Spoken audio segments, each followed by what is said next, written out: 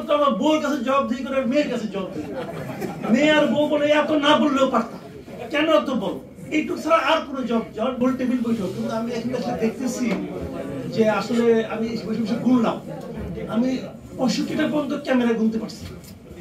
তো যে অনুষ্ঠানে 65টা ক্যামেরা থাকে আমাকে ছোট হল রুমে, সেটাকে আর যাই হোক ভাই আমি গোল টেবিল বৈঠক বলবো না, এটা গোল টেবিল বৈঠক না, এটা আসলে এনারা বলতেছেন আপনারা শুনতেছেন। কিন্তু আমি খুব হ্যাপি, আমি খুব হ্যাপি এই কারণে যে এই প্রত্যেকটা ক্যামেরা কিন্তু এগুলো কাজ করবে এবং এগুলো সোশ্যাল মিডিয়ায় যাবে।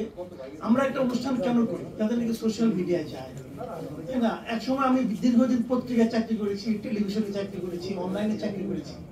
তো ওগুলো আজকাল আর কেউ অত মন দিয়ে দেখে না, কিন্তু সোশ্যাল মিডিয়াটা দেখে।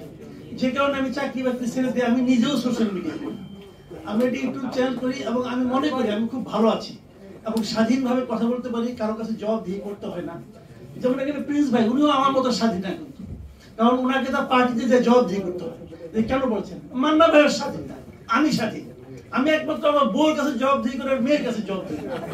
মেয়ে আর বউ বলে এত না বললেও পারতাম, কেন এত বল, এইটুকু ছাড়া আর কোনো জব বেশি কিছু বলে আমি বাথরুমে ঢুকে যাই, ওদের মতো বলতে থাকে, একসময় টায়ার্ড হয়ে যায় আর কিছু বলে না, মানে নিছে যে এটা এরকম করবে। কাজে আমি এটা দেখেন আপনার শিরোনামটা কি, শিরোনামটা হলো জুলাই আগস্টের গণ অভ্যুত্থান ও প্রবাসীদের ভূমিকা। আমি আসলে ভাবতেছিলাম যে আসলে প্রবাসীদের ভূমিকা মানে এটা কি, গণ অভ্যুত্থানের ভূমিকা নাকি গণ অভ্যুত্থানের পরের ভূমিকা? আমি যদি গণ অভ্যুত্থানের ভূমিকা বলি, গণ অভ্যুত্থানে তারা কি ভূমিকা রেখেছে, আমি বলবো আমাদের প্রবাসীরা এক্সিলেন্ট ভূমিকা রেখেছেন। এক্সিলেন্টটা কিভাবে হতে পারে বলবেন যে প্রবাসীরা রেমিটেন্স পাঠায় নাই, না পাঠাইয়া হাসিনা সরকারকে বিব্রত করছে।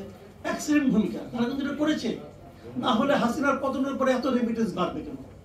মানুষ নতুন সরকারের উপর খুশি হয়েছে, খুশি হয়ে প্রপার ওয়েতে রেমিটেন্স পাঠিয়েছে, এটা একটা পজিটিভ দিক।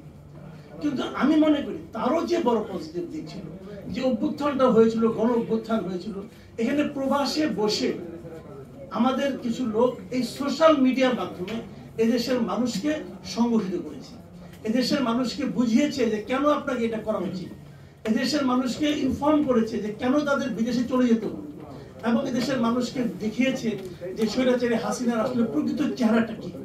এবং আমি মনে করি একটা গণ আন্দোলনের জন্য এর চেয়ে বড় আর কিছু হতে পারে না। এখন কথা হলো কারা করেছে এগুলো, এই লোকগুলো কারা, তাদের আপনারা সবাই চিনেন, কিন্তু এই লোকগুলো কিন্তু অচেনা কেউ না।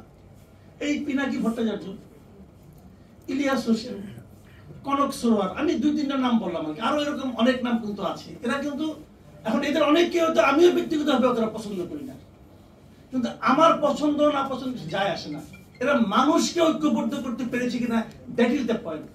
এবং একটা কমন ইস্যুতে, একটা কমন ব্যাপার থেকে হাসিনাকে সরাতে হবে, এই ইস্যুতে তারা সক্রিয় ছিল কিনা, তারা মানুষের মধ্যে সেই চিন্তাটা জাগ্রত করতে পেরেছিল কিনা, দ্যাট ইজ দ্য পয়েন্ট। তারা পেরেছিল এবং তারাই পেরেছিল, তাদের ভূমিকা আমি মনে করি বিরাট কিছু ছিল। এখন তারা কি ভাবছেন, এখনো তাদেরকে আপনারা দেখেন, তারা কি আমাদের বর্তমান সরকারের কর্মকাণ্ড নিয়ে হ্যাপি? একবার ভাবেন না। যে লোক হাসিনা সরকারকে সরানোর জন্য পাগল হয়ে গেল, যে লোক ইউনূস সরকার আসার পর তার প্রশংসা করলো, তারা এখন কেন করে না?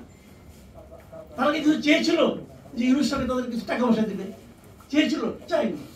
তারা কেন? তারা কি বিভ্রান্ত? এটা ভাবেন, তারা কি বিভ্রান্ত? অথবা তারা যেগুলি বলে সেগুলি মিলিয়ে নেন।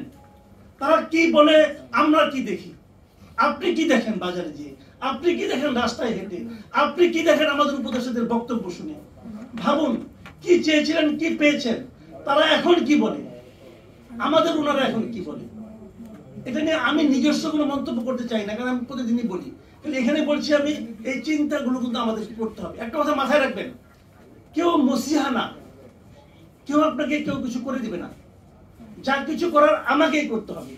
আমি যদি এখানে ভুল কিছু করতে থাকি, আপনারা আমাকে থামিয়ে দেবেন, ভাই আপনার এই পাগলামি আমি শুনতে চাই না, তখন আমি বুঝবো আমি পাগলামি করতেছি। যতক্ষণ পর্যন্ত আপনারা আমাকে না থামাবেন, আমি ভাববো কি আমি তো খুব ভালো বলতেছি। মানুষকে থামাতে হবে, মানুষকে বলতে হবে এনাফ, আপনি যা বলেছিলেন এনাফ হয়েছে, আর বলেন না, কাজটা করে দেখান। সেই কাজটা কি হচ্ছে? কাজটা হচ্ছে না। এই যে আমাদের আশরাফ কাছে বলেন গোলাম মুর্তজাকে ওখানে পাঠানো হয়েছে, সে খুব হ্যাপি। আমি হ্যাপি না, আমি আনহ্যাপি। আমি আনহ্যাপি কেন?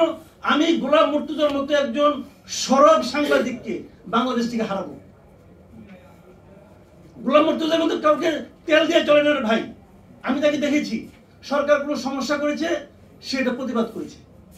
আগামীতে যেই সরকারে থাকুক, সে কে ABCD যেই থাকুক, সে প্রতিবাদ করতো। সে আমাকে যে প্রতিবাদ করতে পারবে? পারবে না। তার সেই সরব আমি দেখতে পারবো?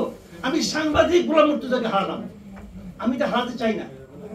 এবং যখন একটা পলিটিক্যাল গভর্নমেন্ট আসবে, তখন কি হবে?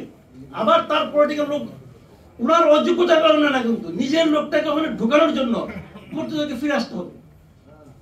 তখন সবাই বললো আপনি তো ওই দলের হয়ে আপনি ওই চাকরি করেছেন, ওই সুবিধা নিয়েছেন, এখন আবার বলেন কেন, কথা বলেন কেন? এই যে বিষয়গুলো, এগুলো কিন্তু মাথায় রাখতে হবে। কথা একটাই, পৃথিবীর অন্য সকল প্রাণীর সঙ্গে মানুষের পার্থক্য হলো মানুষ কথা বলতে পারে। আল্লাহ আমাকে কথা বলার জন্য একটা যোগ্যতা দিয়েছে, এটাই বলতে চাই, এটাই বলতে হবে। আপনাকেও বলতে হবে, আমাকেও বলতে হবে, সবাইকে বলতে হবে। যখন সবাই কথা বলবেন, তখন দেখবেন একটা ফল আসতেছে। আর যদি সবাই শ্রোতা হয়ে যান, সারা জীবন যদি শুনেই যাবেন, বক্তা নিজের স্বাধীন মতো যা ইচ্ছা তা বলবে, কিছুই দিবে না, বলবে সব দিয়েছি। ভোট দিতে দিবে না, বলবে গণতন্ত্র দিয়েছি, ভাত ও ভোটের লড়াই আমিই করেছি। সে বলবে, আপনাকে শুনতে হবে। এই অবস্থার পরিবর্তন চাই। আমি মনে করি আপনারা সবাই কথা বলেন, এত এত ক্যামেরা দেখছি, আমার খুব ভালো লাগছে ভাই। এই জন্য একটু বেশি বলে ফেললাম, কিছু মনে করেন না। সবাইকে ধন্যবাদ।